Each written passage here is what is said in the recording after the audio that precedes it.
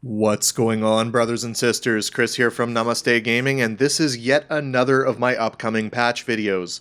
For those of you who are new to the channel, and lately there's a lot of you guys, welcome by the way, every month when the new patch info drops, I do a video outlining what's coming and what I'm excited about, and what I'm apprehensive about, how I feel it affects the state of the game, that sort of thing, and then you guys leave some awesome comments and I jump in and we get a good discussion going.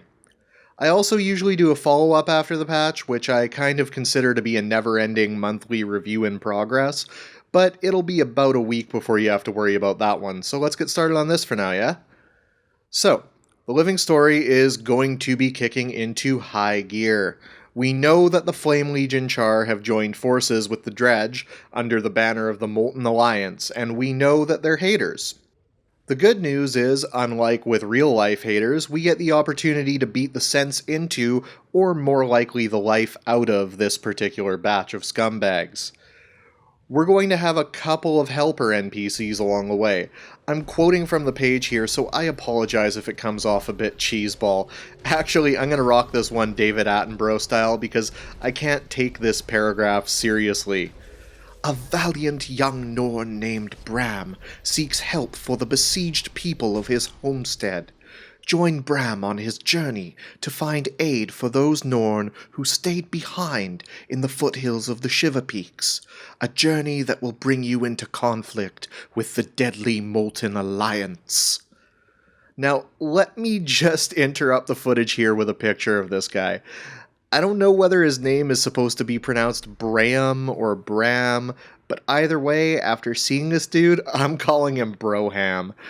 All jokes aside, I really like the Shiver Peaks in-game, and I'm looking forward to having an excuse to hang out there, so I hope there's a good amount of new content for Broham to help us tackle.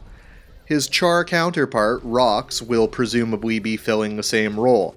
Again, from the website, Rox, a Char ranger lacking a warband, is sent on a desperate mercy mission by Ritlock Brimstone himself. Team up with this young Char Gladium as she strives to prove her worth on a dangerous errand in the midst of a war zone. Personally, I love seeing more Char NPCs. They tend to be some of my favorites, and I'm sure Rox will quickly find a place in my heart. Mostly because she's a cute little kitty. Aww. Looks like we're gonna be saving the world with the help of a Norn frat boy and a kitten. Tremendous. Again, jokes aside, I like where this is going. While both characters' backstories are full of tropes, Rox at least is not the typical hero that gets written in for storylines like this one, so I'm actually really excited to see where they take this storyline.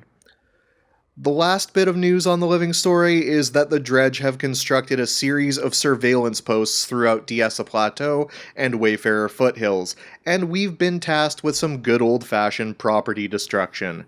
I guess the Dredge are going to have to learn the hard way that nobody likes a snitch.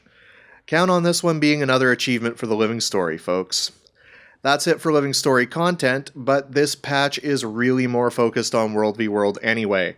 To that end, we've got culling optimization, which will let you render players that would normally be culled either entirely, with low-res textures, or just as floating nameplates.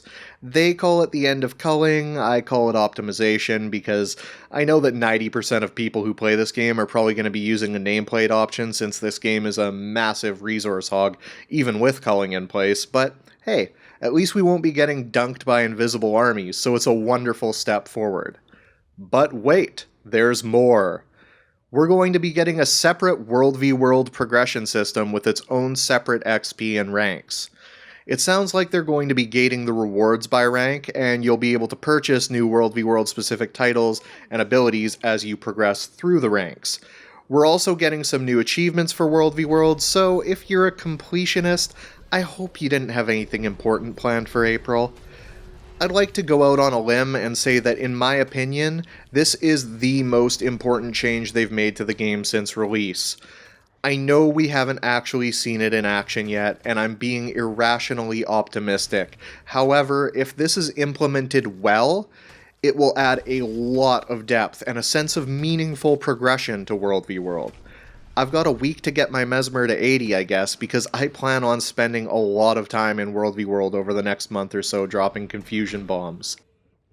On the topic of progression, there are a few more guild bounty hunt targets being added, as well as something called bounty hunt training missions, which are described as being perfect for a new or small guild.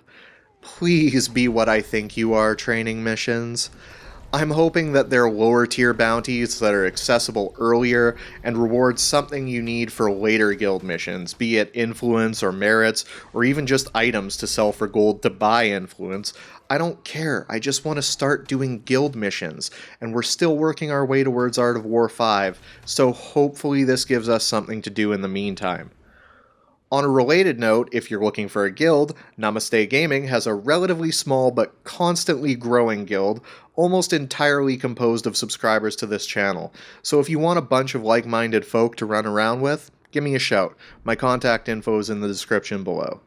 Finally, we've got leaderboards on the way, up to a week after the initial patch so they can make sure their info is accurate apparently. They're going to have rankings for World v World, Structured, and Achievement Points. I have no idea how they intend to legitimize the achievement point leaderboards, since you can technically pump those as high as you want if you have Hall of Monuments rewards from Guild Wars 1, but I'm sure the World v World and SPVP ones will at least give people something to talk about. I'm interested in seeing if leaderboards alone can create the kind of drama and competition that usually makes competitive games fun to watch. I'm still pretty convinced that SPVP is going to change drastically with the first expansion, but we'll see. Finally, just a quick note for those of you who have been patiently following my battle with the white whale that is live streaming. I'm ready to give it a shot for reals this time. At some point this weekend, I will be doing my first legit live stream.